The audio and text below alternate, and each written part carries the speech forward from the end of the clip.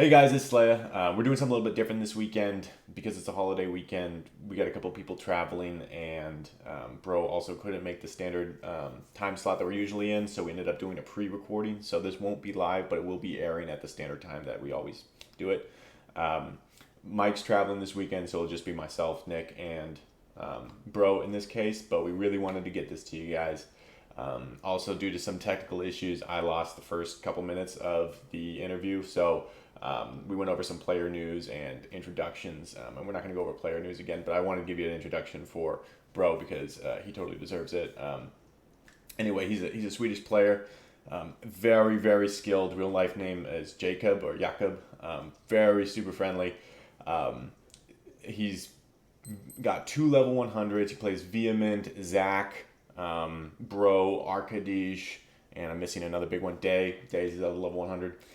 Super skilled player. If you ever want to watch some entertaining logs, look up Dispelling the Races of Evil, I think it's called. Also, I think there's another one called Heavyweight Championship of Arda or something like that on Elven Runes. Amazing logs that he's posted of PK battle. He's also extremely good at he's an excellent combo maker, and that's kind of where we're going to pick up here mid discussion about stats for combos. So, anyway, hope you guys enjoy, and yeah, happy Halloween. Dwarf, elf, and human. But human is a little bit, that's kind of just middle of the fairway. It's not really super powerful in any way, whether you're more geared towards warrior or more geared towards mage. Dwarf is, I guess, good if you're sticking to the sort of warrior side of things. But I find that the most powerful combos are usually elves.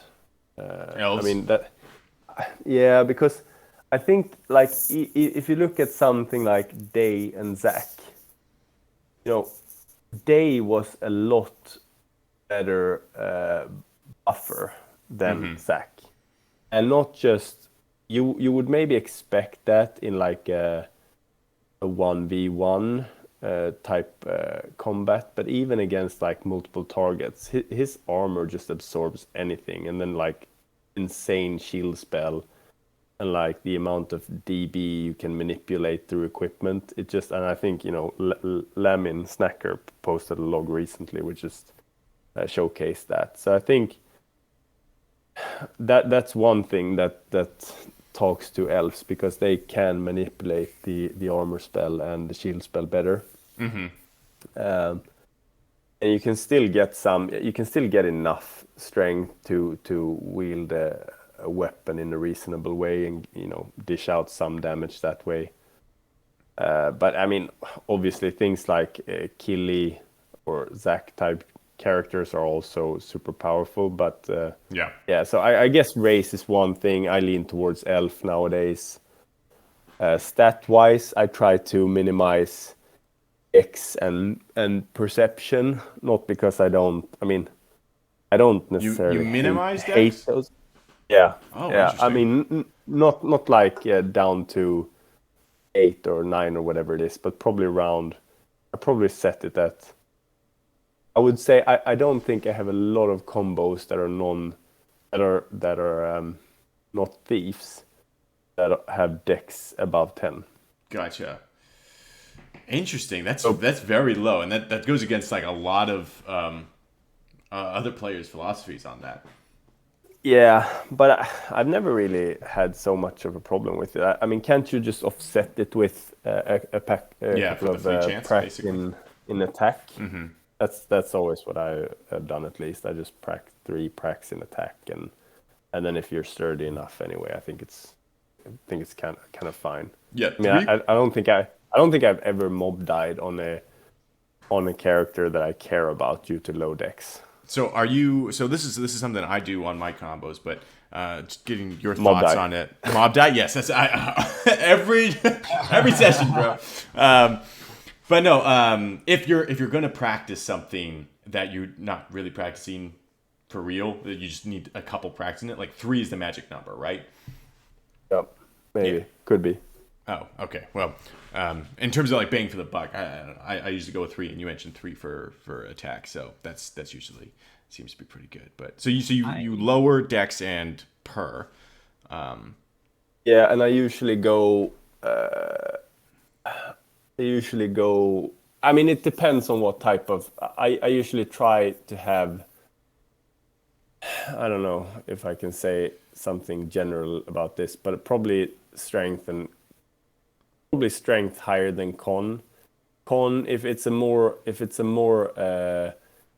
mage or caster oriented combo, I probably tend to keep con a bit lower, Okay. just because I can offset it with Endurance.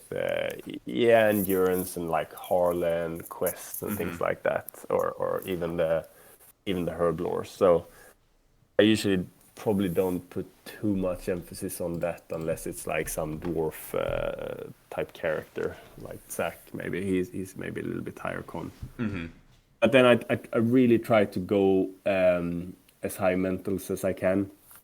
I feel like I feel like the int and whiz just scales a lot better than most other stats. Gotcha. And I always also try to prioritize the mana pool over mana regen, because you also get in a high mana pool, you also get the kind of side benefit of higher mana regen. So So does I that think that, yeah, at least from the testing that I did at some point, was that basically I think one will, and this might be, dependent on race and things like that, but one will was something like zero point 0.5 mana regen, but one whiz or one int, given the higher mana pool, had kind of the side benefit of zero point 0.4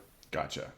mana regen bonus. So So you you kind norm of you kind of get the same thing, and then you get the additional mana pool as a bonus, if you will. gotcha. So So I always try to focus on like max mentals. On my Arcady, for instance, he is max mentals battle shaman, and yeah, most of my like vehement is maybe 18.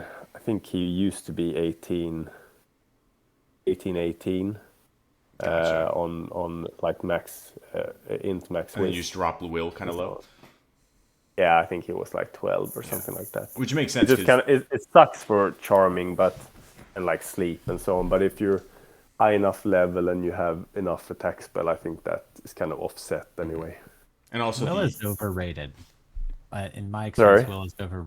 As I Will is overrated in my experience. Like honestly, the only time when Will is a really ever been for me has been a big deal is when bashing doors.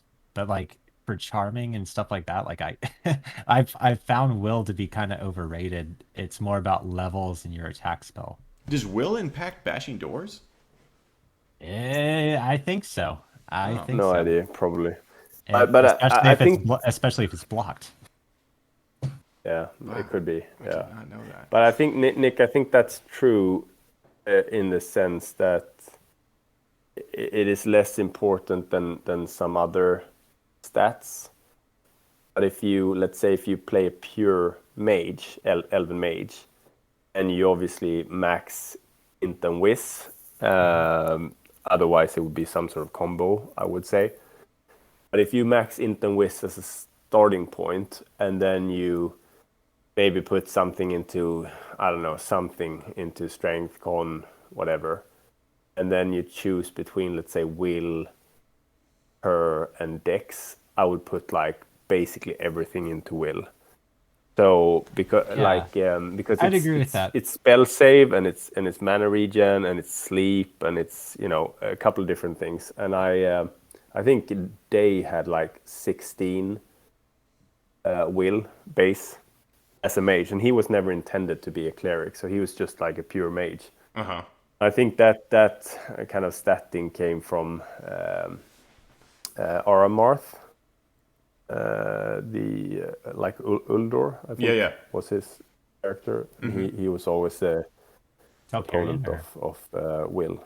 Mm-hmm. I think it makes sense. I think it's so that was. I mean, he could just take an insane amount of with armor spell up. He could just like, I mean, BN bolts or whatever like spells. In terms of spells, he could eat anything. Yeah. Really. I wonder. I mean- like, go ahead.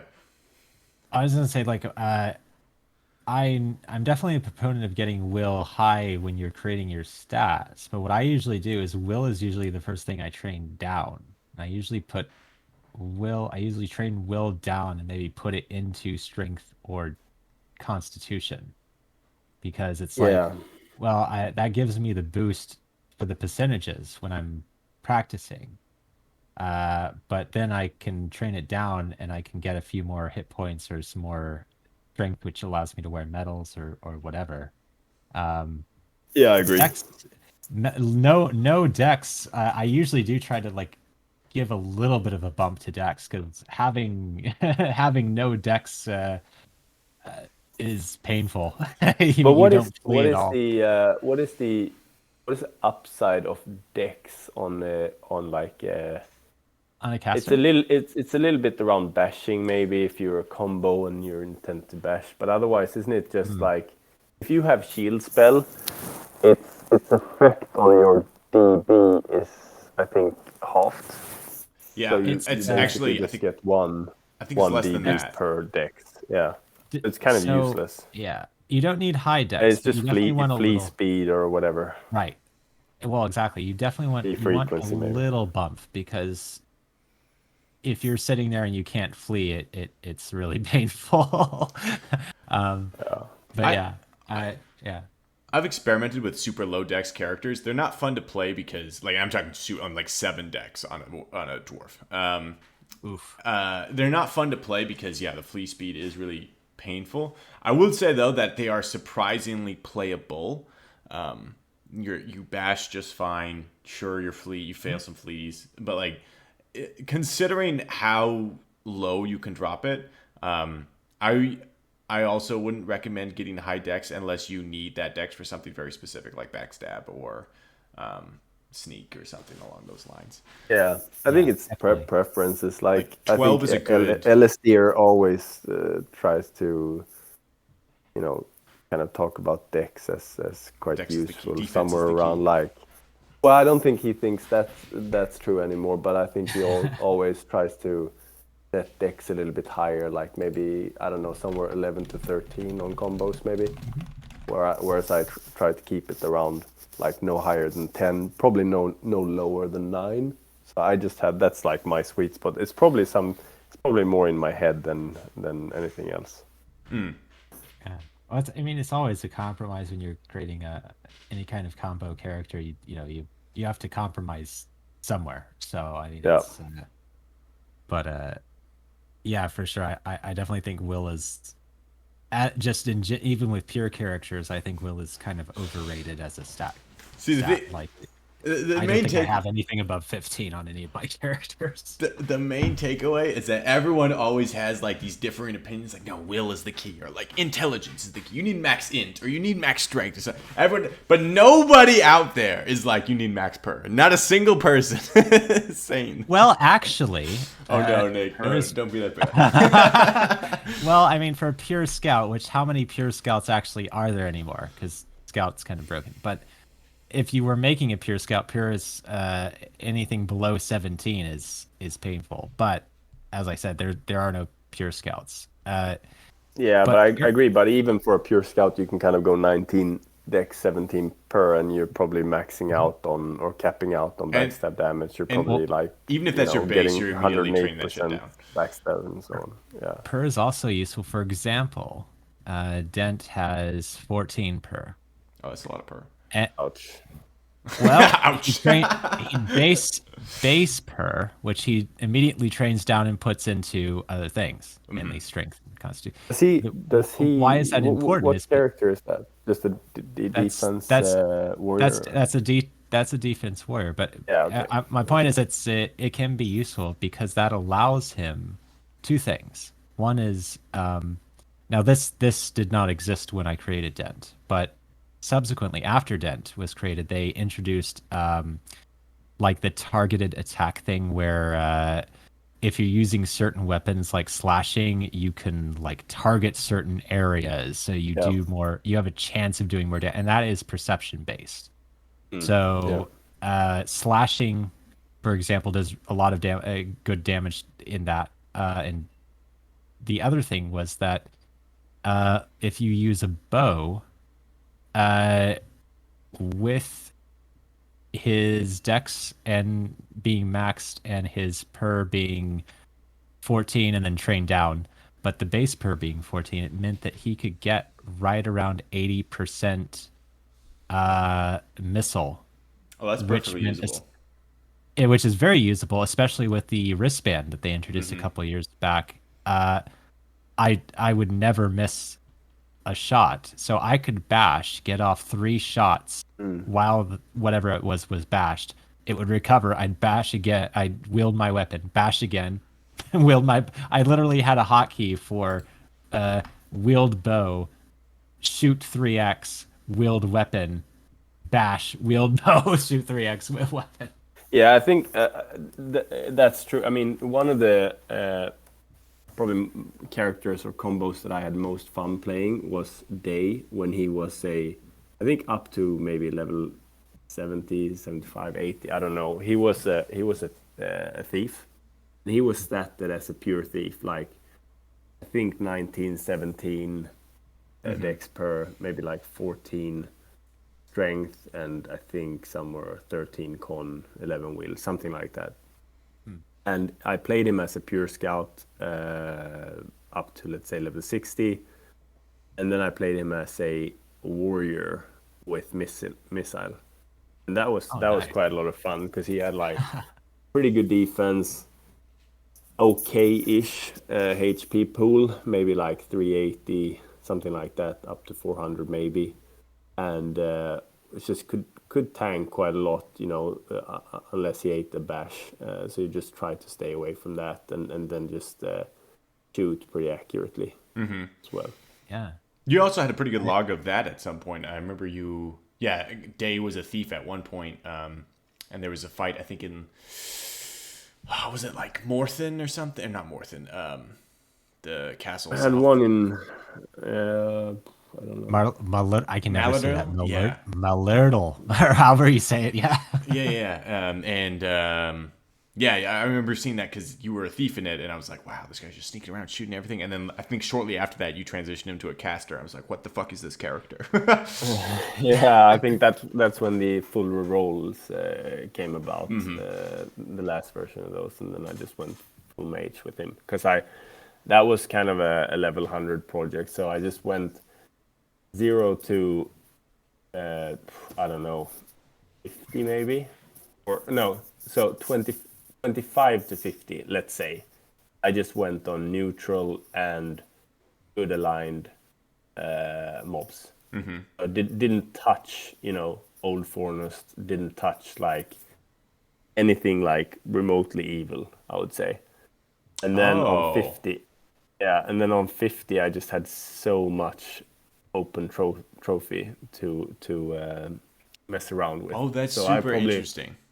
That's a good strategy. So wait, hold on a second. So you XP'd from 25 to 50 purely on good mobs, so you went max evil, but you didn't use up any of your like trophy. Neutral. I probably did like, I don't know, bears and shit, and Yeah. like anything basically that wasn't too evil aligned. Like, But you I didn't- wouldn't touch like undead, trolls, orcs, nothing like that.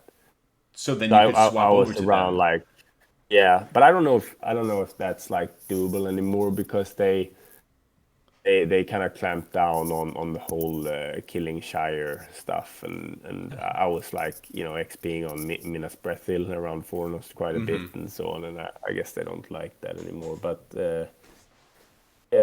so did a lot of that, and then That's on actually like genius, though. 50, let's say 50, I started just like doing some undead things like that, probably some troll forest mobs, things like that, and then on 60 or something like that, I went my first time to Moria.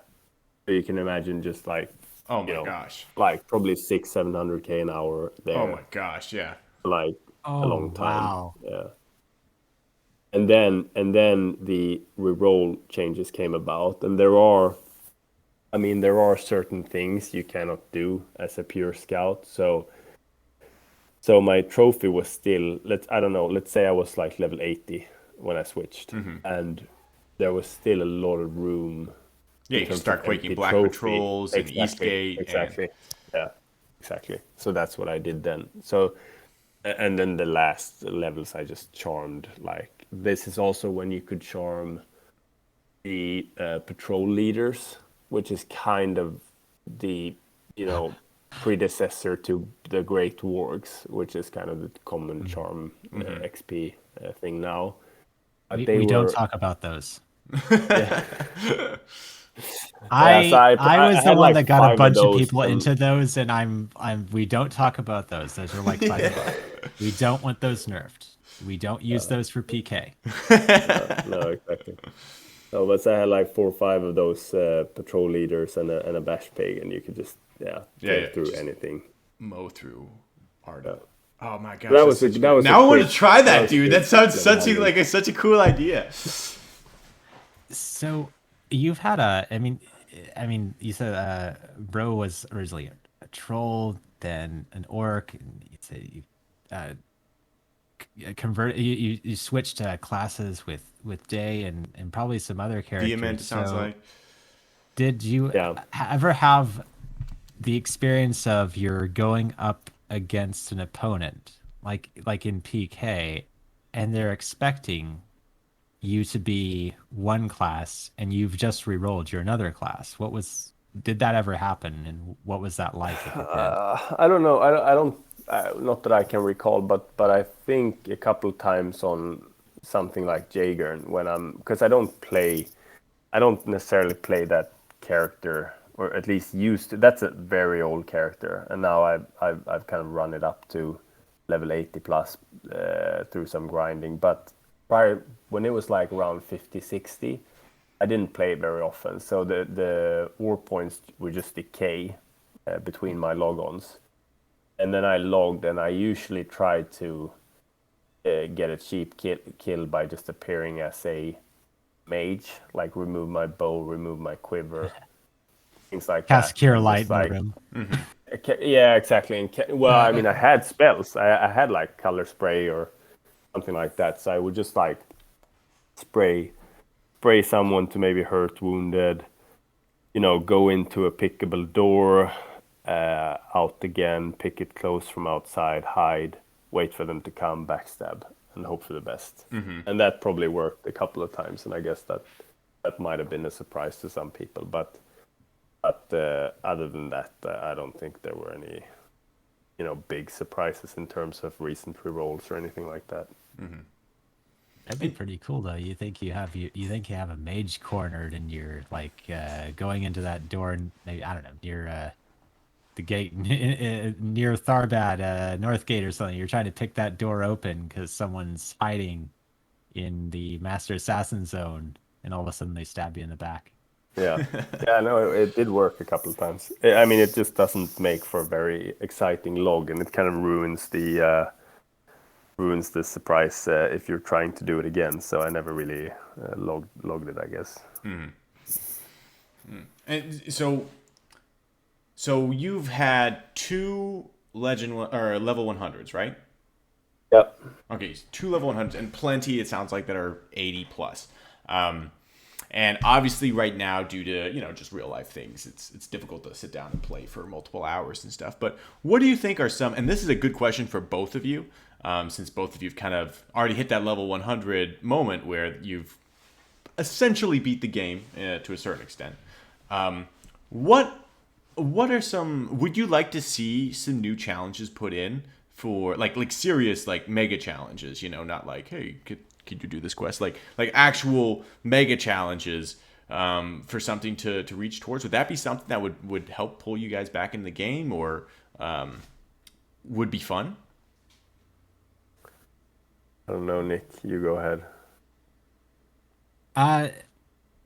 Well, I only have the one level 100 character.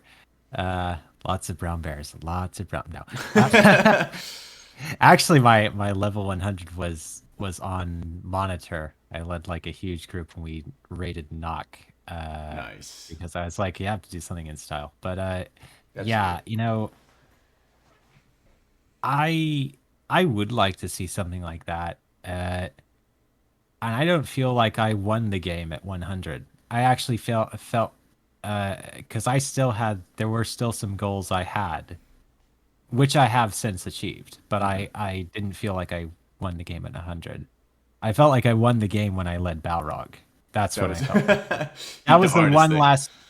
Yeah, I Mm-hmm. led Balrog for 6 months. That was when I won the game. Mm. That for me, that was like, okay, I've done everything there is for a power player to do, apart from PK. Mm-hmm. So yeah, That little detail. that little detail. Yeah. Yeah, yeah.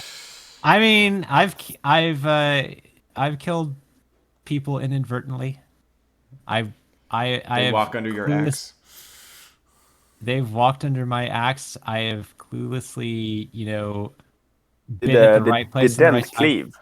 Were you cleaver? Dent did a lot of things for a short amount of time. Dent actually did cleave for a short amount of time, and then I discovered I mean, it spears, makes and sense. It makes sense if you are XP oriented, because it's just yeah. the best like DPS in XP, Especially if I you can guess. get AOD. Oh my gosh. Yeah. Well, yeah, I did cleaving. I mainly did cleaving for a short time for Balrog in order to collect Shining on Dent, and then I switched Mm. back to Dent. I mainly used slashing and missile on him were my favorite Yeah, combination because that's what I I could. liked on Day as well when he Mm-hmm. was a Yeah, kind of warrior with so I'd have his a Dunedain. Dunedins are underrated. Everyone should use Dunedain. Sorry, fuck engraved broadsword. Oh, you mean the sword? Like, Yep. yeah, engraved broadsword is useless. Dunedain's way better Wow, because it's the that's a exact hot same take right thing. there. It's exactly the same except it's more OB. Mm. So Dunedain for not effective defense. versus spirit though, right? Yeah, not yeah, exactly. But it's like one of those things where you have to make it's like when you're a dwarf and you're like, oh, I could have my battle axe and my mighty dwarven axe and my blackened dwarven axe, or I could just have the battle axe and the mighty dwarven, and only have the blackened for like when I do something like Balrog where it's So you really didn't needed. have like a 20 OB weapon, like Claymore or something No, like that. I did have a claymore. Yeah. So I had a Dunedain, I had a claymore, and I had an elven bow, and those were my three weapons. Dent So had the a claymore was shopkeeper just following him around at all times, so he could. Yeah.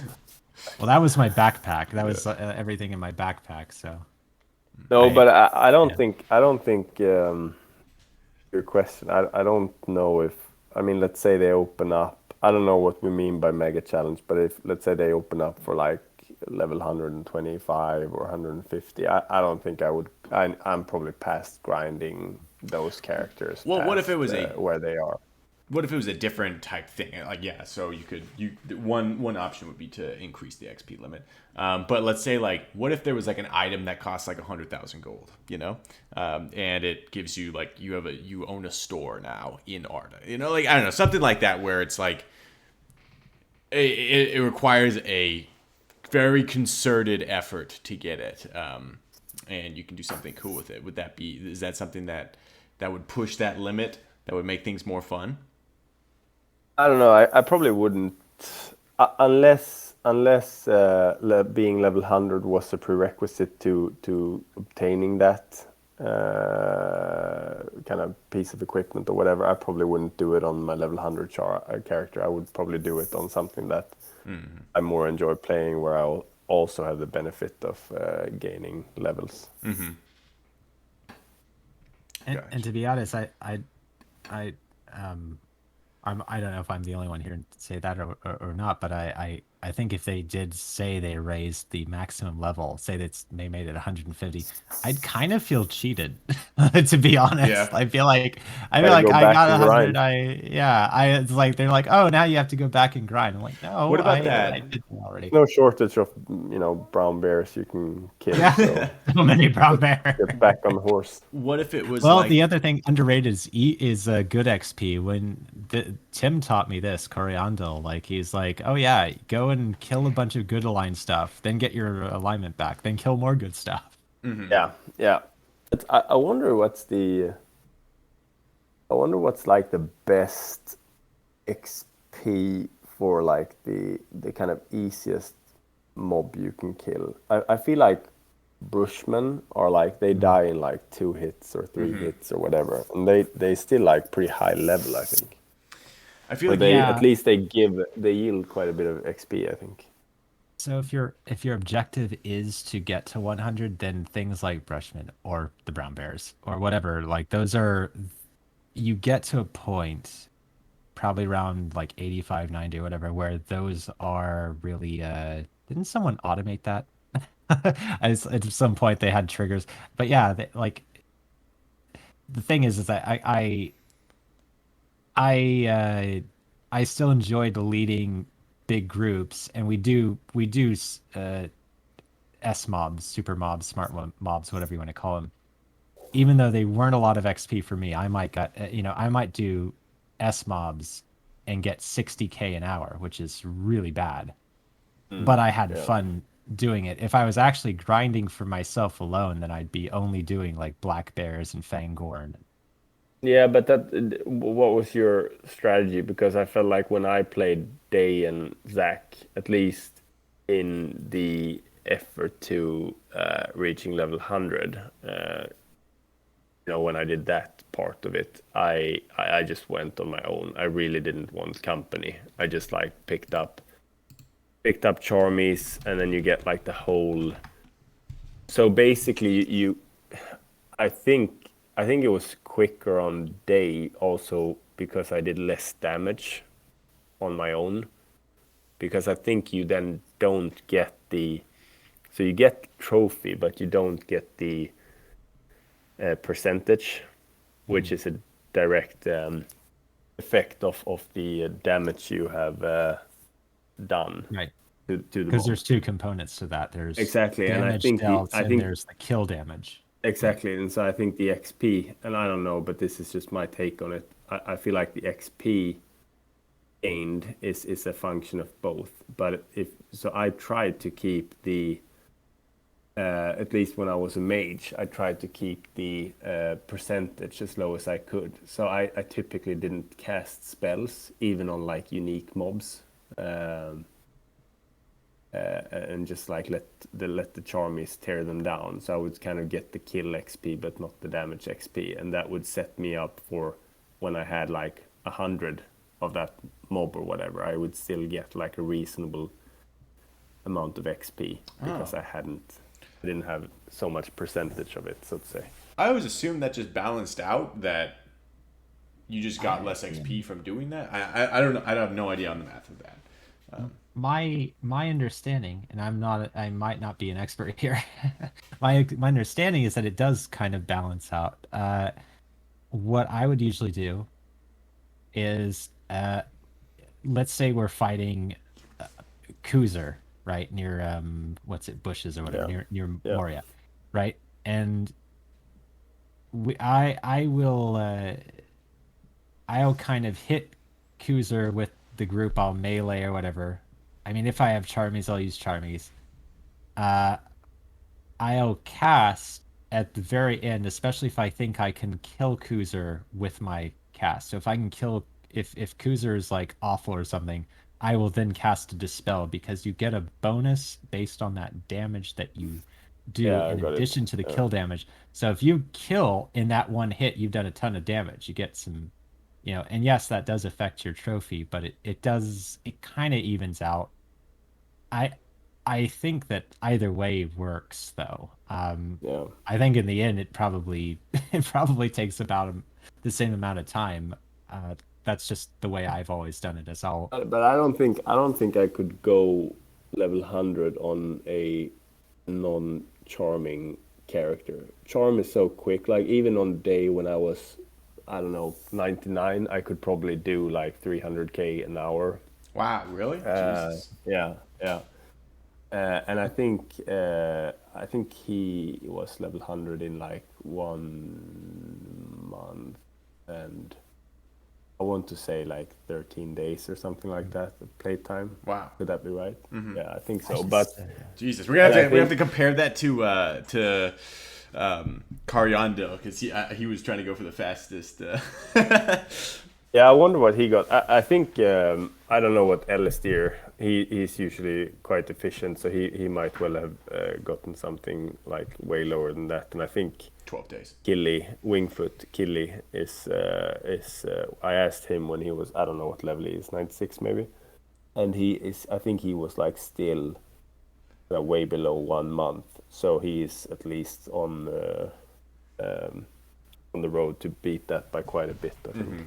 So, but I think he is super efficient as well in terms of like just XP per hour.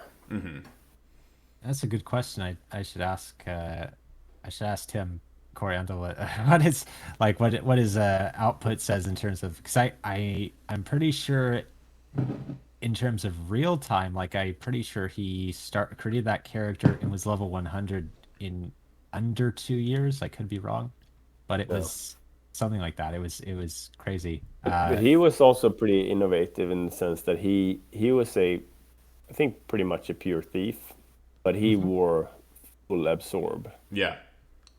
Yeah, he wore shining metals, and Yeah. he had some tricks that, like me and him, basically two-manned everything on the game, and with various characters. Can But you like play the blinder or something like that, or so sometimes we do a blinder. So one of the nice things is that he would. This is another thing that's underrated. Group with scouts. Scouts are actually really shitty to play solo. I don't know why. I just don't like to play solo. But like, I actually would take scouts in my groups because I wanted people to have. I like scouts for various reasons. They have a lot of uses. So especially if there's scouts that have rescue.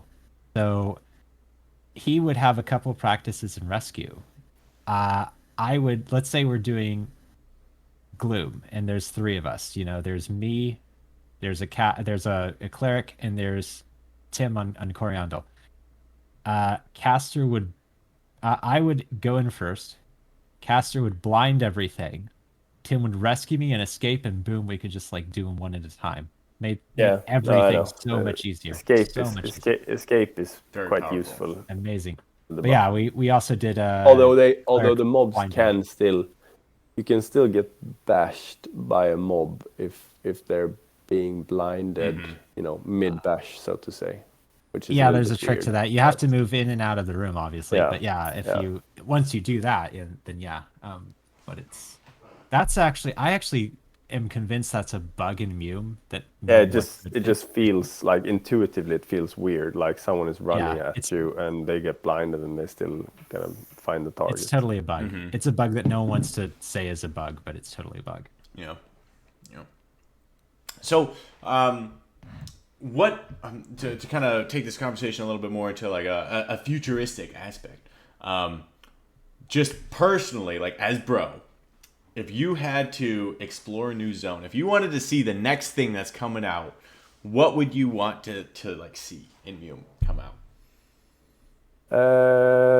I don't know what's that place called. I'm a little bit torn here though, because I feel like expanding the map is good on one side, but it's also, it doesn't really make sense for the PK community necessarily. Yeah, because it's making it too hard for players to find people. Exactly. Gotcha. Yeah. So I feel like it's I don't know if I'm sort of pro or against expanding them. I like the idea of expanding the map, but maybe there should also be some sort of I don't know. Have they like made it so that you can see tracks for longer, like I don't think 24 so. ticks instead of 12 ticks. No. Like, so I think Snack proposed that. I think that would be like a good change. But yeah, I think needs to be changes made to offset the negative aspects of expanding zones. But in terms of like next areas, I don't know, something like what's that place down where Saruman lives? Isengard? That place. Yeah, exactly. That place would be cool to see, I guess. Absolutely. Well, so, and kind of going with that, if that's something that, because, expanding the map is, I wouldn't say easy, but it's probably one of the easiest things to do given the current format of how building goes. Because it's like, okay, well, a new builder. Okay, Yeah. can you describe a room basically for us? I'm shit at that. What? You did a great job. What are you talking about? It took me like 3 minutes to think of one sentence. Anyhow, continue. We did. So I don't know if you saw last week. We did a little. Part of the podcast was we had Dent and Taryn, and they helped build a zone, and it was really cool. Just give people a little perspective on how it works. But what are some ideas to kind of help shrink that map, like you're talking about? So you said 24 hour, like extending the time that tracks can be seen. What about? Would you be in favor of new spells? Would you want like Watch Room or Scry to be more powerful? Like, what are some thoughts on that? What are some good ideas of doing that? Yeah, I don't know, something like to get a kind of I don't know. I haven't thought about this, to be honest, but I think there should be some way of just finding out a little bit where the if you're playing Puke, where the kind of darky players are located in general. Like, if there's if there's a big group down south, let's say somewhere, we just like. And I guess I don't know how darkness works exactly. If that works in such a way that it spreads to where the darkies are, or something like that. But I don't think there's anything for the, there are limited resources, I think, for the darkies to find Pukes. the pukes. And I think there is like Try and Watch Room and things like that, but it's not. Yeah, it's pretty. I don't know. It's pretty tedious, and it's pretty. Probably need to have a BN, I guess, and it's just too. I think it's too difficult to find targets, and any way of making that easier, I would be in favor of. Let's just say it like that. And in terms of building new zones, I think it's on balance. I think it's better to build new zones, within the map. But like, let's say under Warrens is a good example. Gotcha. where you build it quite central to where things are happening. Warrens, Rivendell, it's pretty close. So you expand the map, but you keep it up centralized. Yeah, you expand it like up and down as opposed to far east, Gotcha. which they've been going lately. Because I think there's not a lot of PK happening in the new eastern zones. It depends. If you're looking in Emmen, not so much. A fair bit happens in Old Forest Road, and a fair bit happens in DG. But it's not. I wouldn't say that it's easily findable. Much It's like not, you and say. it's quite easy to get out as well of at least the. I mean, Emmen is super hard. If you get caught there, you're done. Yeah. Unless you're like very good at finding there. Yeah. It's also like quite move draining, that place. So Yeah, it's brutal. I guess I've just been there. I think it was it on day or maybe back, I don't know, but I would just like go to town there with Charmies and kind of just sleep in open, because there was no one ever to come to. Yeah. When you're far enough in that zone, there's no way anyone is going to find you, because It's also no locate, so they can't like use any spells exactly or anything. But that other place, DG, it's just so easy to get out of. You just follow the road west, and there's like that one way out. Yeah. Which was added after the zone came out. It was added a few months after the zone came out. Was it because it was I don't too know. difficult to get out? I don't know why that and I don't know what the purpose of that was, because it's not supposed to be a newbie friendly zone, so to say. So I don't know why you would put that kind of easy way out there. What would you say is your favorite zone / like maybe like super mob, or like what was your favorite place in MUME? I don't know. I mean, in terms of like semi-open area, I think Warrens is quite fun to PK around. Probably more so upper Warrens. I mean, lower Warrens is super cool, but it's quite big and it's quite difficult to learn. I think, at least, maybe I'm too old, but I just basically follow the map whenever I go there. I think without a map, I would just get lost in there. Yeah. Which I think is what they've tried to accomplish, that it should be a difficult zone to read even on the map.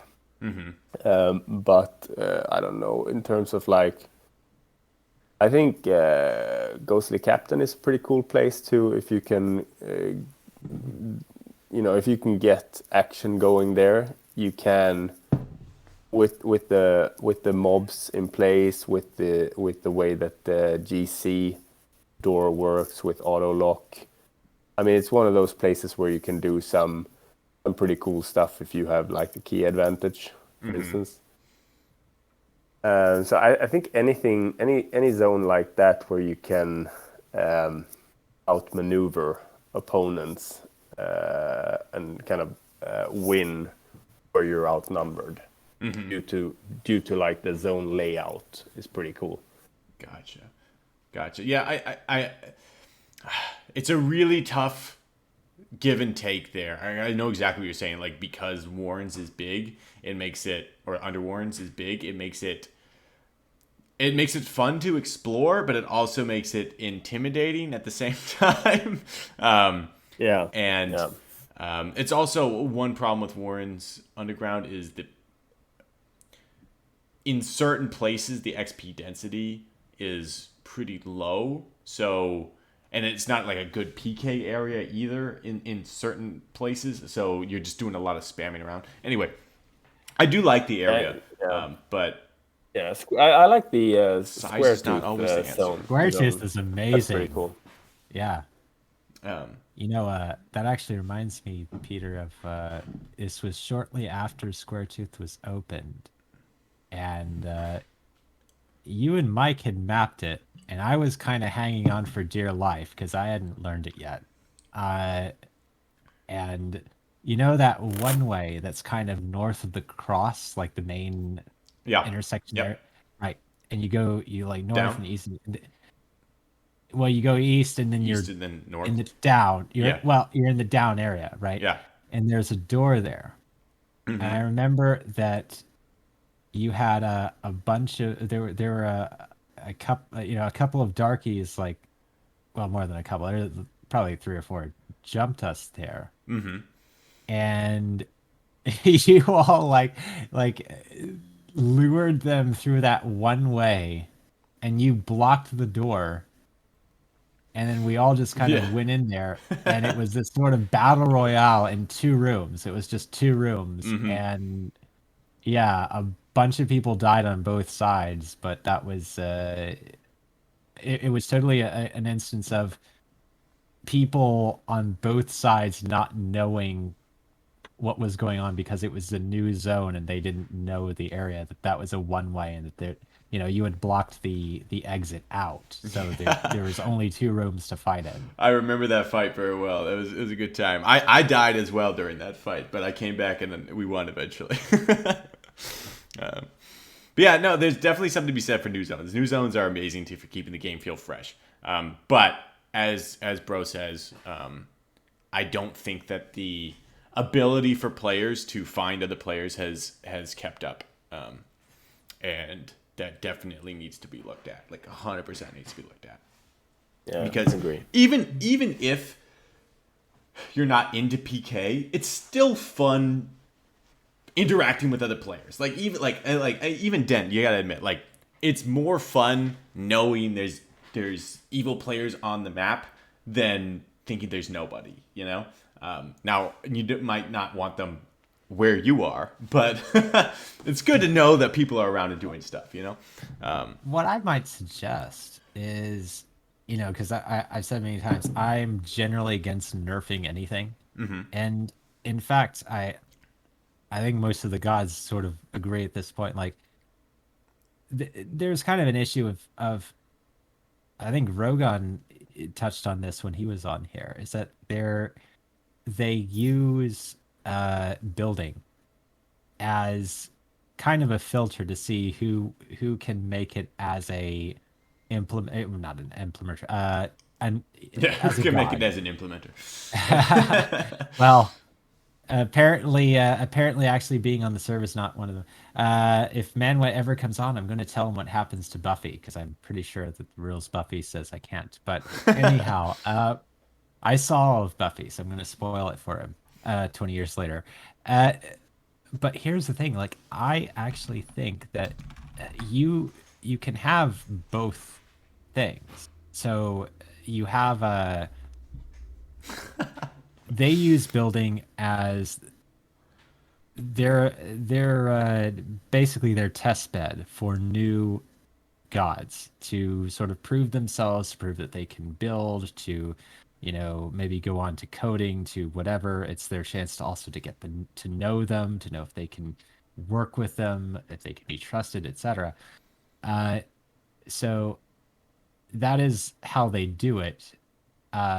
So it necessitates that they're constantly building or rebuilding something, whether they're building more east or whether they're redoing the Bree area, Yeah. right?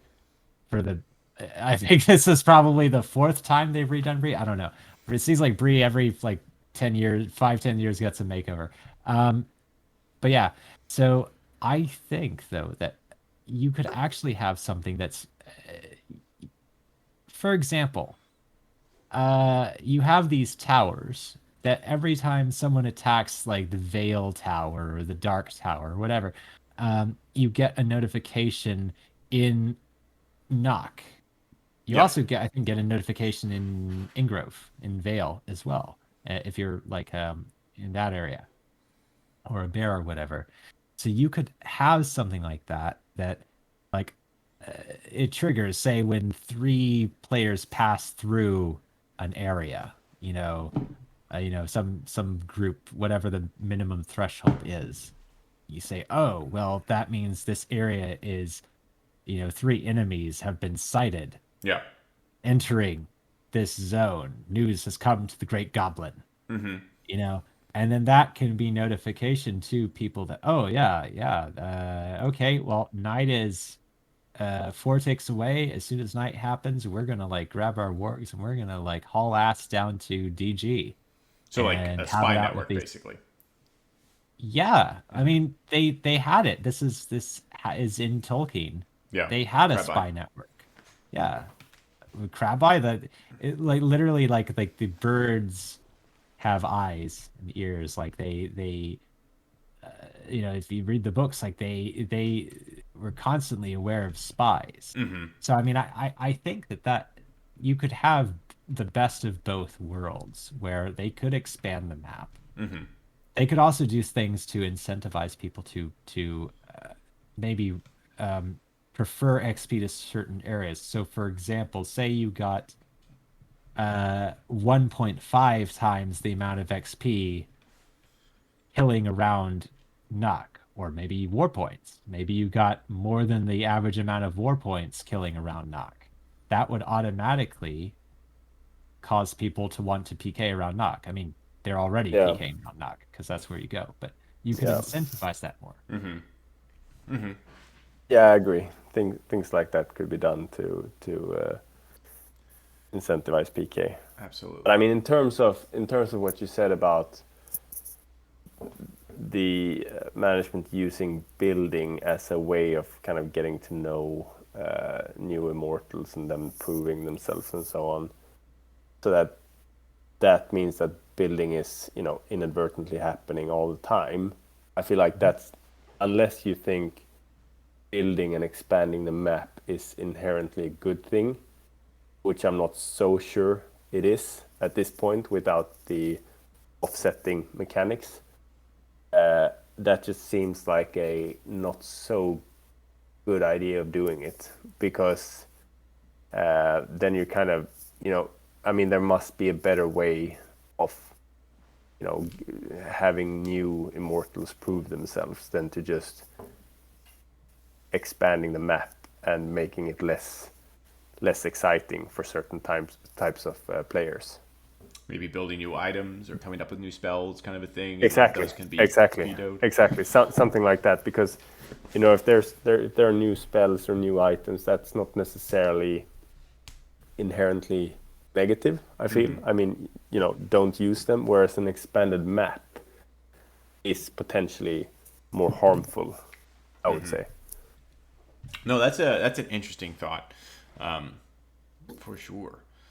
I agree with you both, but to play devil's advocate here for things like new spells, new skills, those might today be able they might be able to implement those in metal, but a lot of the legacy code is still in C, and this requires, beyond even a normal builder, this requires like an A plus, or one of the special V plus that has access to the code for certain skills and stuff to change. But this might Yeah. have Well, changed, or to might change. to actually That's the implement part them. that To actually implement them, yeah, obviously you're not gonna have a new builder doing anything like that. But much like a test zone, you could make a test item or a test, submit things for approval, and even if they don't get used, like maybe a test zone or something, it still is a way of kind of checking to see, like, okay, is this guy serious? Is he actually trying to help? Does he have good ideas? Is he dedicated? That kind of thing, or she. Yeah, and I don't think that you need to be a, let's say, coder, and that's about as far as I understand. With the difference with the C plus and model and whatever. I don't know anything about that, but I don't think you need to be a good coder to exhibit a good understanding of the game mechanics and how things would, and to come up with good ideas that are balanced, that would serve both the PK and XP community and whatever. So I think there are other ways to do it than to just like endlessly expand the game, unless that is some inherent vision of Manway or someone else who created the game once upon a time. Do you have an immortal yourself, bro? No, never had. Oh wow! So You're just like, I'm not touching that. I don't want to build a room. yeah, no, I don't know. I mean, I feel like I don't know why I haven't been super interested in that, but I feel like I'm not into anything related to code. I probably wouldn't enjoy, or writing descriptions or anything like that either. Like room desks, things like that. But also it just seems like it's quite, I don't know, it just seems like the management structure around MUME is quite hierarchical, where you need to put in so much time and prove yourself in so many ways for you to kind of get some sort of decision power. So I don't know, it never appealed to me. I've tried to comment on Elven runes with ideas, but I feel like that's just preaching to deaf ears most of the time. So I don't usually do that anymore. I probably, you can only lead a horse to water so many times before you just get tired of it. And I feel that's what at least I've been doing with like ideas for scouts and things like that have been broken for so long. And I think when I talked to Rogan about this at some point, I think he agrees that they are broken. And, maybe I shouldn't put the words in his mouth, so to say, but I think he realized that it wasn't optimal where it is now. But it was just not the priority, I guess. Yeah, it's Mike was actually did a good job of hitting on this earlier. Basically, being the gist of it is that it's, I wouldn't say it's easy to come up with good ideas, but a lot of people have really good ideas, and it's difficult to execute on all of them. You know, like having a good idea is you can't just have a good idea. You need to do it, and the doing it is really really hard sometimes. Which Well, I'm not gonna go too deep into defending everyone or whatever, but that is definitely something that I, in my personal job, have experienced myself, being like, wow, why is But it I this feel way? like, I mean, it's not like you would need to do necessarily good changes for scouts. If we're talking about that. I mean, you So like, could so just for example, what are you some of could the just exchange? What are some of the ideas you had for scouts? well, I think you could just unchange a few things. Like you could Like no for me, sneak. I was fine with when we didn't have no sneak. I thought it yeah, was fine. yes. I thought that you could probably remove the bonus damage on anything that's not piercing weapon related if you still feel like, because that was what Nashgum was always manipulating with his axe on Nashgum. But you could, and if you still think it's too powerful, you could just remove the sneak bonus damage on piercing weapons as well, and there's kind of that's it. And yes, scouts are then unkillable in open, let's say, but anyone that doesn't want to die is virtually unkillable in open. It's And true. if you get them into a blocked door, they die even if they have sneak. So who cares? I would actually argue that scouts right now are the most killable in the Yeah, open. and then you Yeah, they have and are. then you layer that you layer no sneak with like a number of bad changes which are probably aimed at something else. Like for instance, the targeting system when it comes to empty spots on your body with like physical armor. So if you, let's say you're wearing, I don't know, what do you have, 6 slots for like physical equipment or physical armor, and you don't have a helm, for instance, your head gets targeted basically like 50% Yes. of the time, Yeah. let's say. And that, I don't know, what I think a change was to maybe punish mages a little bit for wearing like circlet, or I don't know, but to maybe buff like warriors wearing like full absorb. I don't know. That's But an what excellent point. what it really did was to just fucking like tear scouts up, Yeah. because they can't afford Or any non the full abs the wearer. full physical armor from a weight perspective. Yeah. And so they what they usually, I mean, the common play style or common equipment style for scouts previously was just like full shining chain, and then like cloth basically on the rest of the head, hands, and feet. And now that's like, you might as well just go like plain clothes everywhere, Yeah. because you're I going to get remember a hit time. like 85% of the time or something like that on your bare feet. I remember a time when you could actually wear plain equipment everywhere and get that DB bonus, and it would actually be useful. And now I tell everyone, abs is everything. Yeah. Like, Yeah. it doesn't matter if you're PKing. It's like, people are like, oh, well, I'm going up. He has a ornate, he's wielding an ornate. Doesn't matter. Metals. Abs is everything. But Like, it's doesn't so matter. weird.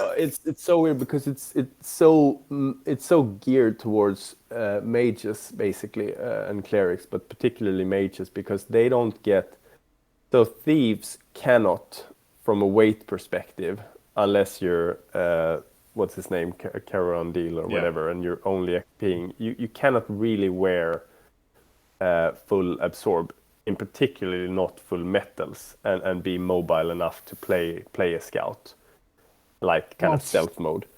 Tim did it differently, and I about had a heart attack every time he did it. He just XP'd, so you don't need to No, move. no, I mean, no, you he just, didn't. Tim does PK actually. He yeah, PKs. but not He not not a lot. I mean, he No, was he not. does. He does on a lot of He has a lot of incog characters, but here's the thing: when he do it on Coriandel, what he'd do.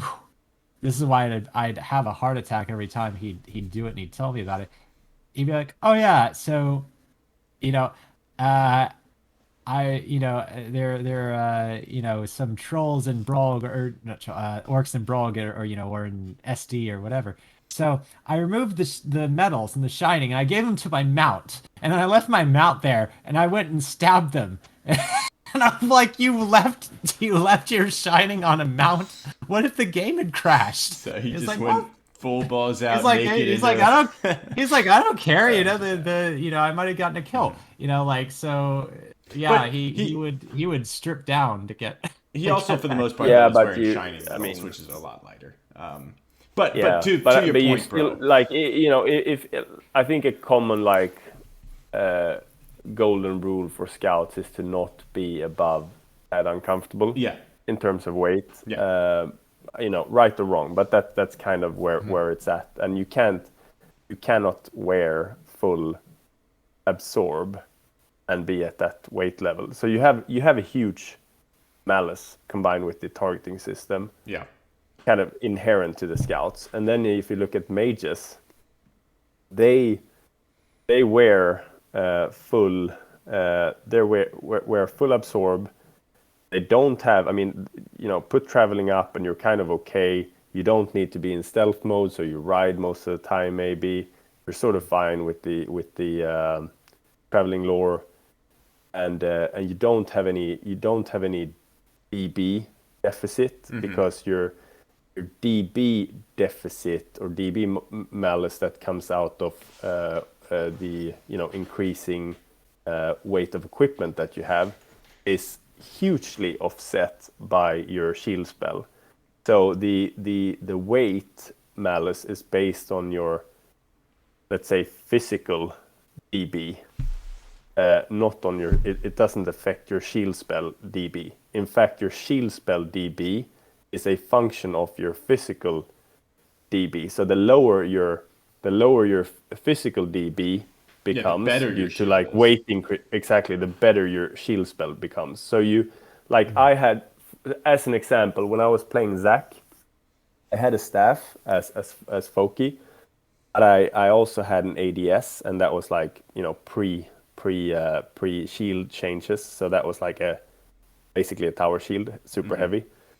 And I just switched between that. So I was carrying like the heaviest shield in the game and a staff, and I just switched between that and like the additional for when I needed to buff, and the additional weight of that was like, I think it cost me like, I don't know, 1 dB maybe, something like that. It was ridiculous. I was carrying like 150 pounds or something like of equipment. On top of the fact that mages, although they don't use it as much now, they still do have a free getaway with word of free call or teleport. Worst case scenario. Yeah. So it really doesn't affect them in the same way. Yeah. No, I think mages are completely broken. I mean, they're way more broken than scouts, and nothing is being done about that either, I think. So that's a little bit weird. I think that it can be a combined cleric and mage, which is essentially a combo, but you kind of get the best of both worlds with no like negatives.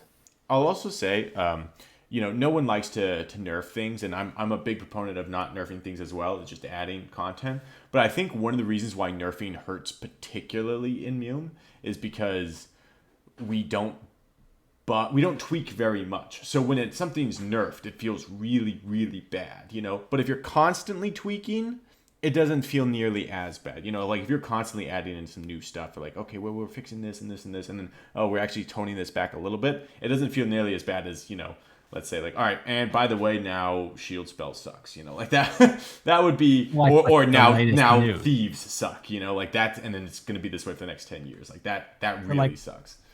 Like with the latest news and the spear things, there is a thing in programming about like making changes frequently, making smaller changes frequently versus making big changes less frequently. Exactly. Preferable. Yeah, but I mean things- that's like a common knowledge, isn't it? Like speed of iteration beats quality of iteration. Absolutely. You But just that's have just to go something we need to quickly. work on. Yeah. No, but I mean I understand the constraints in terms of Well, I don't, but I understand there are constraints in terms of coding and coding knowledge within the management, and I definitely understand that there's a lack of time and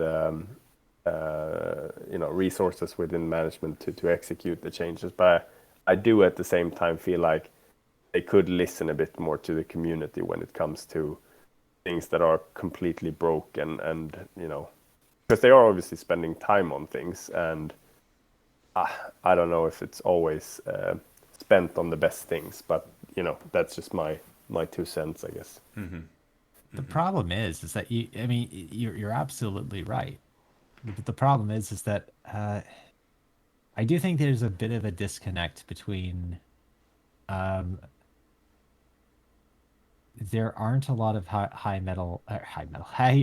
level immortals that play mortal characters on a No, regular basis, and uh, I'm kind of the opinion that it depends who you're creating the game for. If your goal is I'm going to log on and I'm going to have fun building the game out and implementing this or implementing that or fixing this or fixing that's absolutely that's fine, that's cool, that's awesome.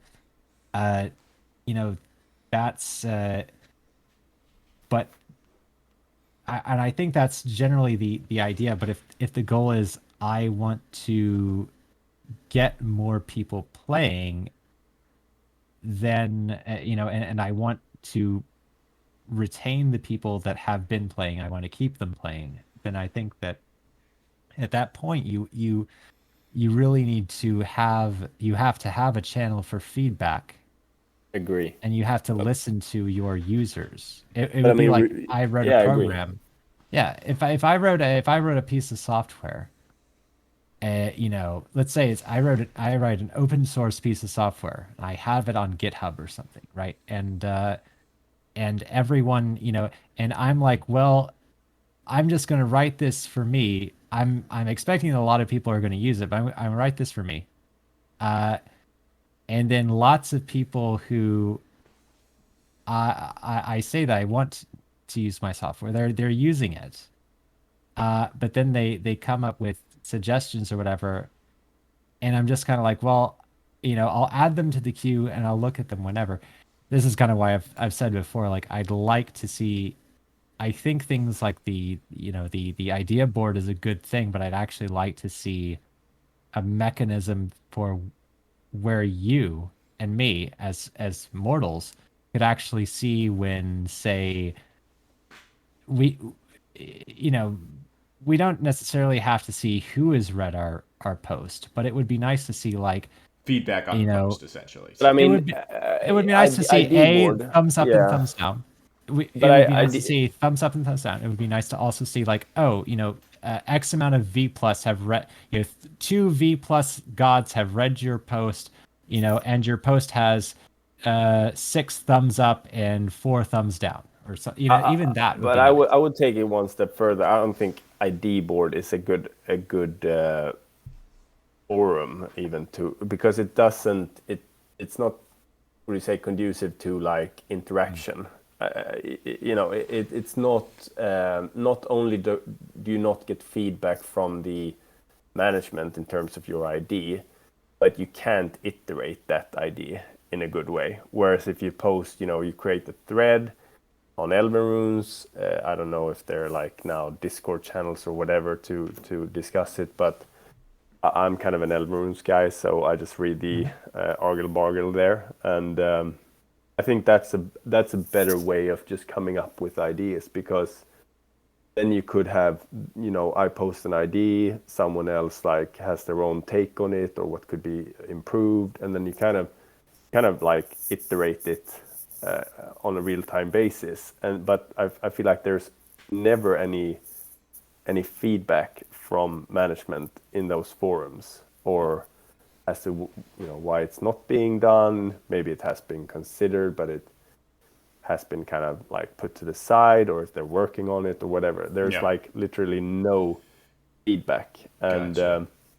I think it's just I think it's just an ancient way of doing things. And to your point earlier, like, okay, I get, maybe you're going into management because you want to build, fine. But what's the point of building, or where's the fun in building out and expanding a map in a dead game? Yeah. So I think that the influx of new players, and maybe even more importantly, the retention of existing players is way more important than, I mean, that has to like trump everything, basically. Is my take on it. So I feel like there should be a lot more, like, it's one thing that MUME is super untransparent when it comes to how the game mechanics work. That, you could argue at least that creates some mystery, as you said earlier. But I feel like they definitely need to be more transparent when it comes to what they're working on, feedback, things like that. Taking the ideas posted seriously, not just disregarding them because they're posted in the wrong forum or whatever. So I don't know. I feel like it's just subpar at the moment, but it's been that way for a long time. Well, and to play devil's advocate now for a second, like, I get that, like, ideas are cheap, but when you have a small number of people that are volunteering their time and they have to, they have X amount of hours in the day that they can work on the game, and they kind of want to work on things that they're really passionate about, and that they're passionate about pushing through the bureaucracy. You know, their answer to, well, you have these external sources, these players that want ideas. Well, the best mode is to, well, become a builder, and then you'll get a say in how the game is, the direction of the game.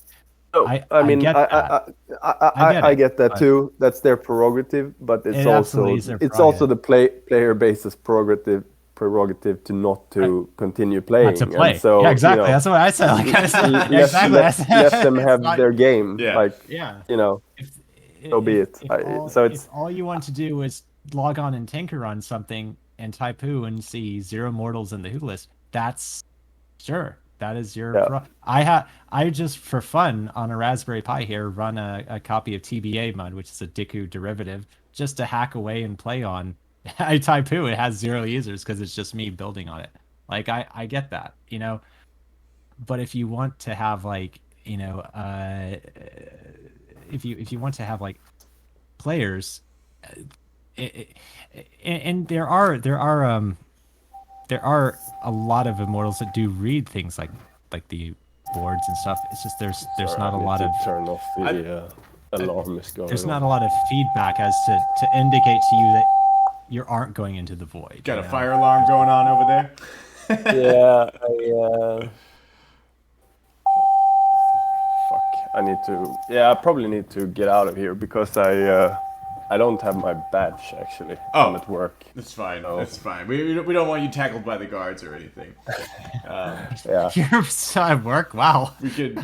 Yeah, I'm at work, but I don't have my.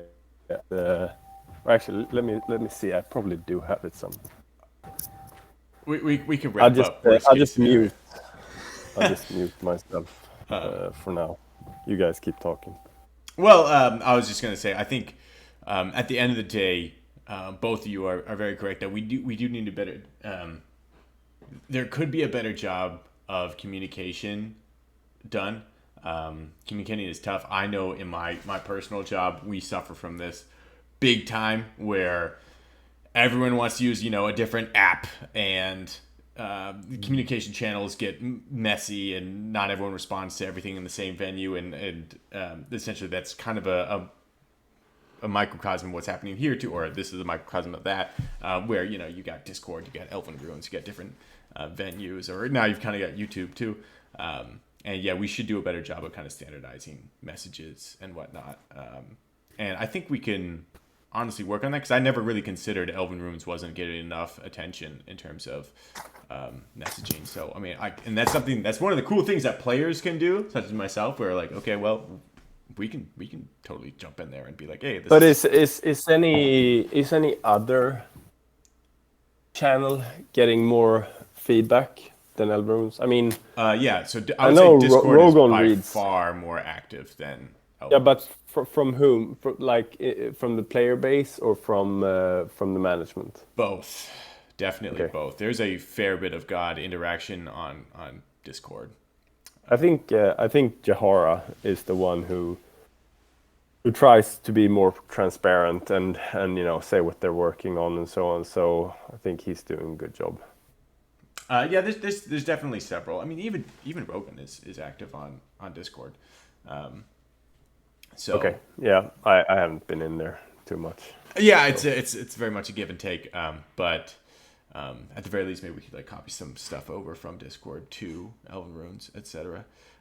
But yeah, I communication is think there definitely are quite a lot of people still on just Elbrons, but I don't yeah. know. Or maybe it's just me. I don't know. It's just you talking to yourself. You and Yeah, Lingura. pretty much. Yeah, exactly. Just spewing shit. No, but no, we probably should be wrapping up here before too long. I don't want to keep you forever. Yeah. But maybe in some closing thoughts here, specifically for Bro, what is your kind of your hope in your future from you? Do you like I don't know what are some thoughts you got on it? No, I think just more transparency. I mean, I get that that there's limited time. I know that Yeah. people are doing things on their spare time, but I don't think that it's a big cost to be a bit more transparent in terms of like what they're working on, priorities, things like that. Maybe it is being more transparent and I'm just missing it, but at least it's not coming across in the official channels within MUME, and it's not coming across on Elverum. So I feel like that would be a big improvement. And then in terms of, I think they're doing a really good job with the sub race changes. It's just something new.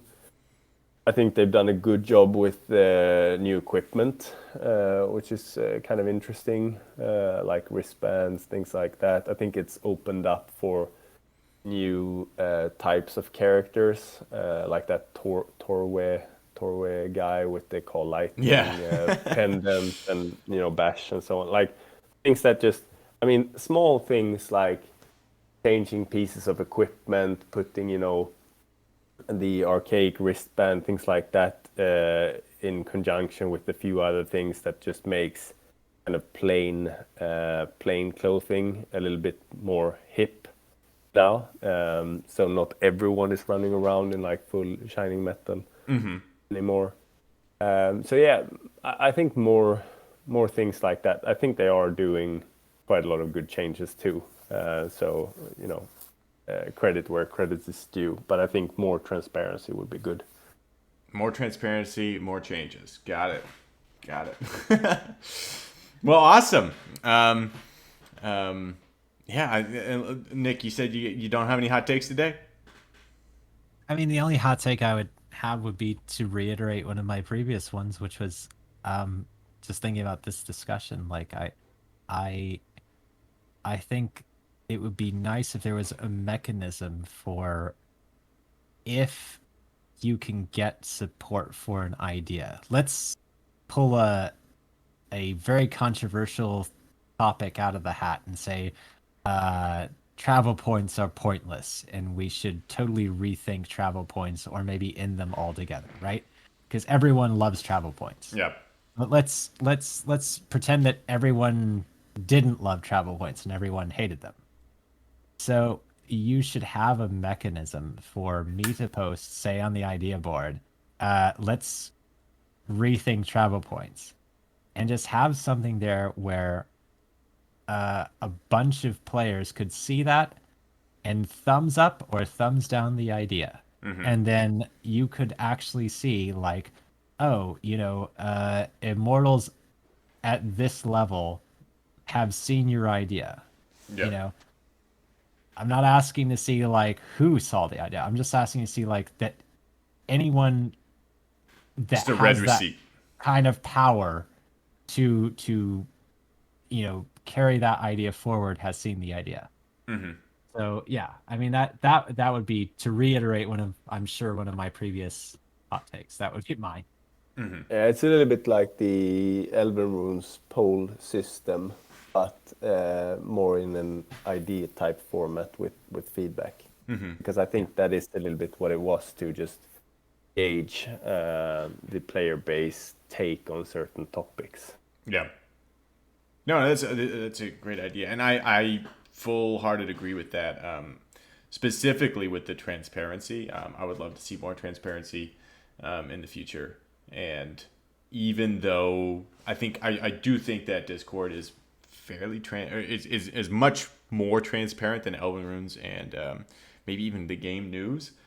Maybe we could work on like just the players ourselves, like helping ferry that information from Discord over to Elven Runes to kind of like make sure everyone's kind of on the same page. You know what I'm saying? But what channel is that? Let's So see there's the if I just pull up my there's Discord the here. official MUME Yeah, Discord. and there's welcome, there's random runes. So What the else is there? Like ideas is would that be the one? there's an ideas one, and that's the forum essentially, and Oh, okay. it's essentially exactly like Elven Runes Argle Bargle, where someone will come up with an Okay. idea and then everyone can like it and post comments. And like for instance, we got one right now which was posted a couple days ago. Put MUME Mapper on Steam, and it's got 32 comments and a bunch of likes. That's a good idea, actually. Yeah. I don't even have Steam, and I think that's a great idea because a lot of people do. Ton of people commenting on it and talking about it. So Also, Okay, put so it on the maybe Chrome it is Play Store. transparent. Maybe it's just me being a dinosaur and still being on. well, no, Elven because Runes. Elven Runes has been the established kind of where MUME Exactly. stuff happens. Yeah. So that I don't think that gap has been bridged very well. So and that's something that I could work on because, I've got a fair bit of ability to push information from one area to the other just with this channel, etc. So I'll see what we can do to kind of make Elven Runes and Discord match up a little bit better. Maybe I'll get in touch with Zintilden. Anyway. But yeah, I think we'll end it right around there. Don't want to take up too much of everyone's day, but thank you so much, bro, for coming in today. Yeah. Cool. Thank you. Happy Halloween. Finally, I'm so glad to talk to you. Yeah. Thanks for having me, guys. It was fun. Let's do it Absolutely. again sometime. Lots of fun. You got any fun plans for the weekend? No, I don't think so. It's Saturday evening here, and I'm still at work, so that'll give you an idea. Oh, shit. All right. Well, anyway, hey, thank you so much for coming on the pod, Untai 16. And we'll catch everyone next time. Peace out, guys. Sounds good. Okay, thanks. Bye bye.